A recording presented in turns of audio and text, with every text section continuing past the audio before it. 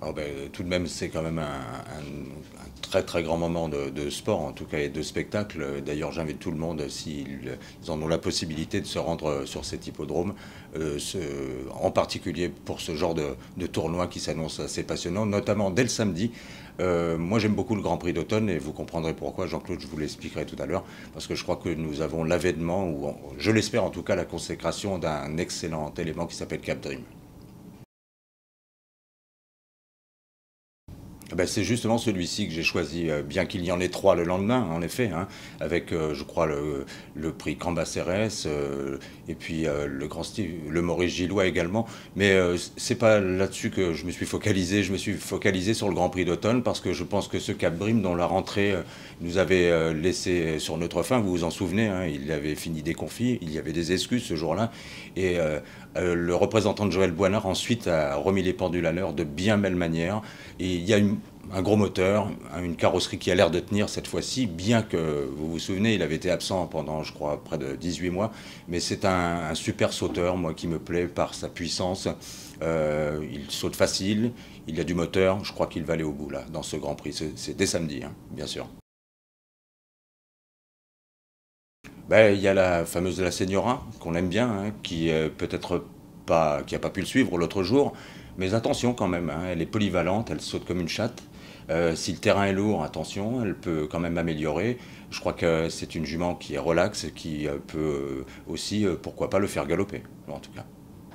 Ben oui, mais justement, je voulais pas en parler puisque Michto sera le favori, comme disent les gens de la pelouse, hein, c'est le favori, Michto. Et puis Cello Conti, ce seront probablement les deux concurrents les plus en vue, les deux protagonistes de cette épreuve. Il y a Phobes, la Galorini, qui à mon avis, elle, se rapproche du poteau. Hein. La dernière fois, elle a terminé deuxième. Il enchanté, je sais pas si c'est pas David qui l'a monté la dernière fois, David Cotin, vous vous rappelez plus. En tout cas, elle a peut-être un peu volé la course, celle-là. Il va y avoir une explication, je crois, entre Il Enchanté et Foups, hein. C'est fort probable, en tout cas. Moi, j'ai une énigme. C'est un concurrent qui a un parcours un peu atypique, hein. Il s'agit d'Orange Run, entraîné par Arnaud Chaillet-Chaillet. Moi, il y a quelque temps, il m'avait dit que celui-là, il avait du shell. Et puis, finalement, il l'a façonné en province. Et puis, il m'a pas emballé pour ses premiers pas parisiens. Mais attention tout de même, hein, on connaît l'habileté de l'entraîneur. Hein. Vous allez dire que je ne jure que par lui, mais c'est vrai qu'il est capable, dans ces moments-là, justement, de nous faire des numéros avec des chevaux comme ceux-ci, qui ne seront pas les chevaux de tout le monde. Alors, le Maurice Gillois. Le Maurice Gillois, moi, je pense qu'il va y avoir certainement une grosse marge de progression sur sa reprise de contact pour le tranquille. Et j'espère que David Cotin va le monter, ce qui n'est pas sûr au moment où je vous parle. Celui-là, rappelez-vous au printemps, hein, il a montré de quel bois il se chauffait. Ça, c'est de la bonne cam, j'aime bien. Une qui progresse, c'est Aloe Gewa, que je crois que vous aimez bien également. Il faut s'en méfier aussi, c'est pas mal. Voilà, c'est à peu près les deux.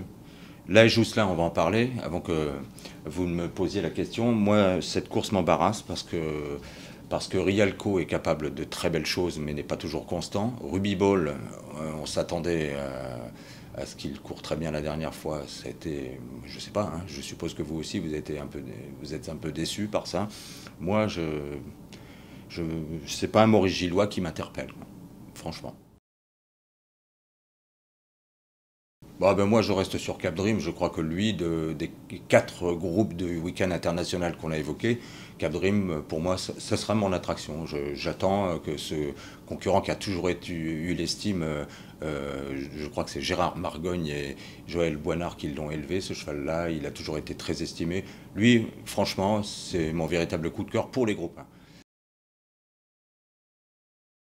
Bah oui, parce que ce qui intéresse quand même au premier chef nos amis auditeurs, c'est quand même le quintet, hein, je suppose. Hein, vous êtes d'accord quand même. Et moi, je pense qu'il y a une concurrente.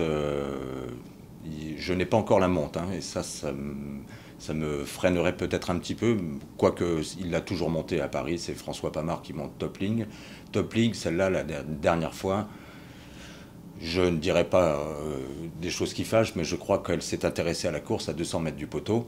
Et quand on a vu, on sait que il faut finir à Auteuil, hein, même si ce jour-là le terrain n'était pas trop lourd. Je pense que cette concurrente, elle ne tapera pas loin dans l'événement de ce week-end. Enfin, en tout cas, pour nos amis auditeurs, ils peuvent la mettre très haut sur leur ticket, ça j'en suis sûr. La montre, je la connais pas. Je ne sais pas si c'est Mathieu Carou ou François Pamard. au moment où je vous parle, mais en tout cas, celle-là, elle l'a prouvé au printemps. C'est une concurrente qui, à mon avis, peut tous les jours remporter une épreuve comme celle-ci. Ça sera mon coup de cœur du week-end d'ailleurs.